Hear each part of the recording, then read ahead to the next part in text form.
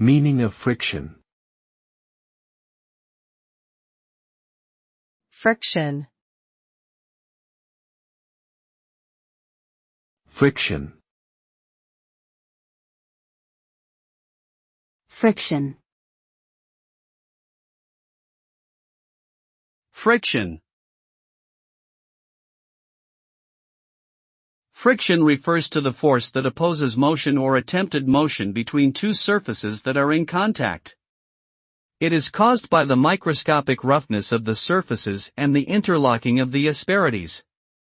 Friction affects various phenomena in our daily lives, such as rubbing hands together to generate heat, the rolling of a car's wheels on the road, and even the movement of tectonic plates.